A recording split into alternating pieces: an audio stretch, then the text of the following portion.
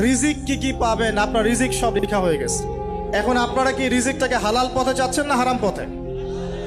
যদি হালাল পথে চান ওই অ্যামাউন্ট অফ রিজিকই পাবেন, যদি হারাম পথে চান ওই রিজিকই পাবেন, এর বাইরে যাবে না রিজিক। যাবে যাহলে সবর করেন, আল্লাহ পাক হালাল পথেই রিজিক দিবে ইনশাআল্লাহ তাআলা।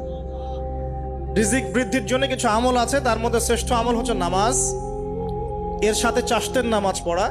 চাষত মানে সালাতুদ দুহা, এর আগে ইশরাকের নামাজ আছে। রিজিক বৃদ্ধির জন্য আত্মীয়তার সম্পর্ক বজায় রাখতে হয়, আত্মীয়তার সম্পর্ক বজায় রাখলে রিজিক প্রশস্ত হবে।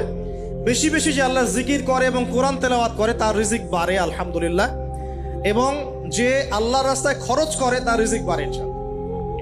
এই রিজিক বাড়ার কিছু পলিসি আছে। সবচেয়ে শ্রেষ্ঠটা হচ্ছে নামাজ, আল্লাহর জিকির তেলাওয়াত। এরপর আমলের মধ্যে আত্মীয়তার সম্পর্ক বজায় রাখা। নবীজি বলছেন কেউ যদি চায় যে তার রিজিকটা লম্বা হোক, হায়াতটা লম্বা হোক, সে যেন আত্মীয়তার সম্পর্ক বজায় রাখে। আত্মীয়তার সম্পর্ক এখন আস্তে আস্তে নষ্ট হয়ে যাচ্ছে না? খেয়াল করে দেখেন, আত্মীয়তার সম্পর্ক আপনি বজায় রাখবেন।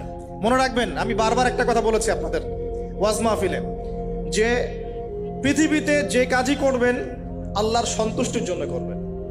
আত্মীয়তার সম্পর্ক বজায় রাখবেন আল্লাহর সন্তুষ্টির জন্য, তাদের কাছে কিছু পাওয়ার আশায় না।